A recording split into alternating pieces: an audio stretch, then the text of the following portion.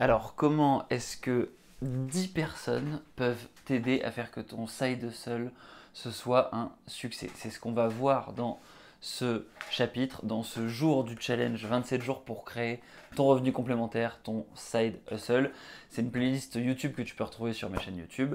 C'est aussi un challenge que je me suis lancé sur le groupe Side Hustle France créé par Dimitri. Et si tu veux réussir le défi de cette vidéo que tu auras en fin de vidéo, je t'encourage à le rejoindre parce que c'est une communauté avec plein de side hustlers, plein de gens qui ont appliqué tous ces conseils et réussi à créer leur side hustle. Ou peut-être des gens comme toi, si tu es débutant, qui tout simplement sont en train de se lancer et qui donc pourront aussi te donner des feedbacks et que tu pourras aussi accompagner si jamais tu as un peu plus d'expérience.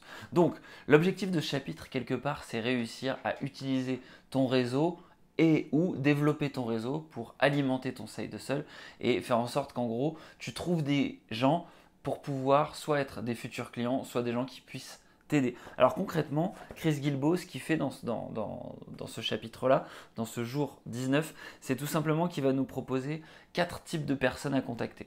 Numéro 1, il y a les supporters. C'est des gens qui vont pouvoir tout simplement t'aider, relire tes offres, te donner du feedback sur des pages web ou voilà, des posts que tu pourrais faire et tout simplement te supporter, mettre des likes, partager. Ça peut être ta famille, ça peut être ton réseau proche, ça peut être tes amis, ça peut être tes collègues, mais c'est pas forcément des gens qui vont être soit des clients potentiels, soit des experts du sujet.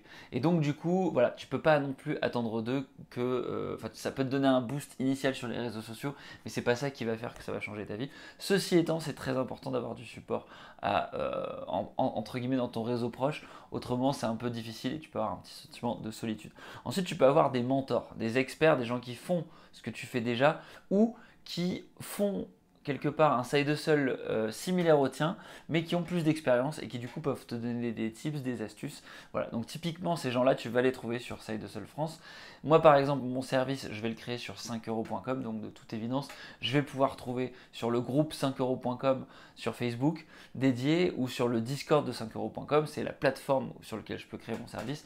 Je vais pouvoir trouver des experts, leur poser des questions sur le pricing, sur la manière d'écrire les offres, etc., etc.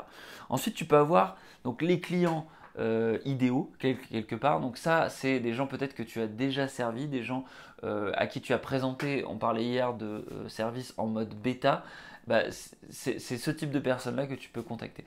La question que tu peux te poser, c'est où ces gens sont. Où est-ce qu'ils sont?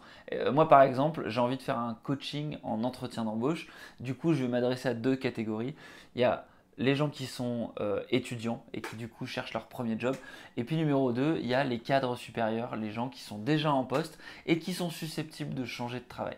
Donc du coup, je peux réfléchir à essayer de contacter directement ces personnes-là sur LinkedIn parce que c'est très facile de trouver les gens qui viennent de rentrer dans une école et ou les gens qui viennent quelque part de prendre un nouveau job ou alors qui sont dans un job depuis 2 ou 3 ans et les contacter directement pour leur poser des questions sur leurs potentiels besoins s'ils avaient besoin d'aide sur les entretiens d'embauche. Évidemment, ça marche mieux si je touche des gens qui sont concernés par ce problème-là. Alors peut-être que ce que je peux faire, c'est toucher la quatrième catégorie que Chris Guilbeault nous suggère de contacter. Ce sont les influenceurs. Les influenceurs, ce sont des autorités qui parlent déjà à tes clients idéaux et qui ne font pas forcément la même chose que toi. Donc moi, dans mon cas, concernant les étudiants, ça peut être les gens qui vont être des mentors pour les élèves dans les écoles, ça peut être les professeurs, ça peut être les gens dans les career centers des écoles. Ces gens-là, ce que je peux faire, c'est leur proposer mes services et notamment une conférence gratuite où je vais m'adresser aux élèves, je vais leur donner mes meilleurs conseils et s'ils veulent aller plus loin, je leur proposerai d'aller voir mes PDF, d'aller voir mes formations et en étant hyper transparent avec ces professeurs et ces différents career centers, le but c'est d'apporter de la valeur évidemment dans cette conférence et de faire en sorte que ils puissent avoir des conseils dès cette première conférence. Et je peux même peut-être pousser le vice en proposant par exemple un call de coaching gratuit aux 50 premiers étudiants qui me contactent. Un truc comme ça. Donc là, je propose une forme de partenariat à des experts qui vont me donner de la visibilité. Ce que je peux faire ensuite pour les cadres supérieurs, c'est la même chose vis-à-vis de RH qui par exemple savent ils ont des salariés qui sont un petit peu en difficulté et puis qui sont en partance de leur job. C'est ce qui s'appelle load placement, c'est quelque chose que je connais pas du tout, mais peut-être qu'en contactant des RH dans les boîtes, eh ben, ça peut donner quelque chose. Après, si toi tu as des idées du coup sur les gens qui sont en poste depuis 2-3 ans et qui pourraient avoir des besoins sur le coaching en entretien d'embauche, bah, n'hésite pas à les mettre en commentaire, je suis preneur. Donc dans tous les cas, sur ce 4 types de personnes, ce que tu vas faire, c'est qu'il va falloir respecter un certain nombre de conseils. C'est un peu la deuxième partie du chapitre de Chris Guillebaud. Numéro 1, il va falloir demander des choses extrêmement précises. Tu vois, quand je te parlais de professeurs, par exemple, ou de career center dans les écoles, je te disais que j'allais proposer, par exemple, une conférence. Donc le but, c'est d'arriver avec une offre, une demande super précise. Bonjour Intel, est-ce que tu pourrais me rendre ce service s'il te plaît? Et ce qu'il faut, c'est être authentique, transparent et aussi extrêmement personnalisé et pas commencer à faire un message automatisé à toute la Terre parce que bah, en fait on vit dans un monde qui est beaucoup plus petit qu'on ne le croit et ce que tu veux pas c'est être cette personne relou qui contacte toutes les gens de la même manière. Donc ce que tu veux, c'est être capable de, du coup, ne pas non plus inonder la personne de compliments juste pour l'amadouer et obtenir sa confiance. Ce que tu veux, c'est vraiment être transparent, bref. Et donc, par exemple, bah, moi, je vais pouvoir contacter les gens en one-to-one sur LinkedIn. Ensuite, évidemment, il y a le réseau proche, il y a les gens que tu peux contacter et que tu connais déjà. Bah, ces gens-là, forcément, tu as déjà peut-être une relation avec, enfin, tu as déjà une relation avec eux. Donc le but, c'est pas non plus de cramer ta relation avec ces personnes-là, mais c'est juste de présenter ton projet et d'avoir leur retour. Et puis ensuite, en fonction de ton objectif, essayer de leur demander une faveur, essayer de leur demander un service. S'ils veulent pas, faut mettre à l'aise les gens, dire bah voilà, en gros, moi j'aimerais avoir, j'ai besoin en gros d'avoir plus d'audience sur mon offre. J'ai besoin en gros d'avoir des clients idéaux, d'identifier un certain type de clients pour mon service, de tester mon service. Est-ce que tu penses que tu peux m'aider? Est-ce que tu penses que tu peux partager ce post sur ton profil? C'est ce genre de conseils-là que tu peux, de services que tu peux demander.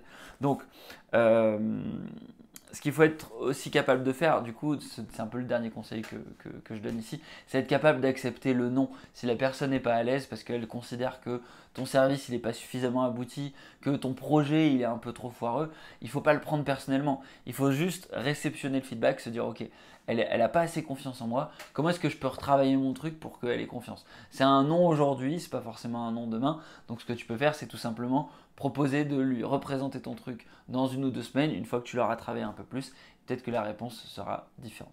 Alors il y a un dernier conseil que Chris Guillebaud donne pas vraiment dans son bouquin et qui moi me paraît intéressant, c'est le concept de principe de réciprocité. J'en ai fait une vidéo d'ailleurs puisque c'est un principe qui est évoqué dans le livre Influence et manipulation de Robert Cialdini. Donc si tu tapes principe de cohérence Active Worker, tu devrais tomber sur ma vidéo. Et ce principe, qu'est-ce qu'il dit? C'est que à chaque fois que tu rends service à quelqu'un, quelque part c'est un peu comme si tu plantais une graine pour que dans le futur, si tu as besoin d'aide, bah, cette personne elle te le rende.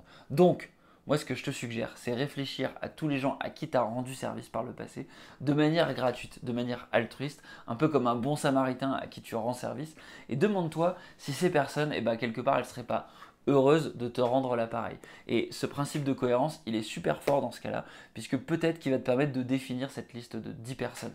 Et ça, c'est l'exercice que Chris Guillebaud nous suggère de faire, réfléchir à 10 personnes que tu vas contacter pour promouvoir ton service. Alors moi j'ai voulu aujourd'hui, j'ai pris un peu de temps à faire cette vidéo parce que j'aurais préféré avoir construit mon service et puis te montrer comment je contacte les différentes personnes. La réalité c'est que mon service sur 5euros.com, il faut que je le mette à jour, l'offre elle n'est pas propre et donc je pense que je me laisse un petit peu avoir par le rythme des différents résumés de Side Hustle. Donc ce que je vais faire, c'est que je vais faire un PDF où je vais faire une espèce de to-do pour chaque chapitre et faire en sorte que ce soit digeste sur un PDF de 2 ou 3 pages maximum. Et ce PDF, je le partagerai sur le groupe de Side Hustle France. Et du coup, bah, ce que je ferai, c'est que je ferai sans doute une vidéo pour documenter mon propre Side Hustle. Mais manifestement, je pense que je n'arriverai pas à faire cet exercice dans les vidéos qui arrivent, tout simplement parce que ça prend un peu de temps de faire les résumés. Voilà. Donc si tu as envie du coup de voir à la fois mon exemple de Side Hustle, il faut que tu ailles sur le groupe Side Hustle France. Et pareil, je partagerai sur ce groupe un PDF résumé de ces 27 chapitres que je suis en train de résumer. Là, on est au jour 19, donc il en reste 8. Donc ce que je te propose, c'est de t'abonner à la chaîne et d'activer la cloche si ça n'est pas fait. Et puis, bien, je le redis, de rejoindre le groupe. Tu peux aussi acheter le bouquin directement sur Amazon en allant sur le premier lien ou l'écouter sur Audible. Je me suis rendu compte en écoutant le chapitre d'aujourd'hui que Chris Guilbeault, il donnait dans le livre Audible des conseils qu'il ne donne pas dans le bouquin écrit. Donc ça peut être une expérience intéressante si jamais tu as envie de développer ton C2E. Voilà, sur ce, je te dis à demain. Ciao, ciao.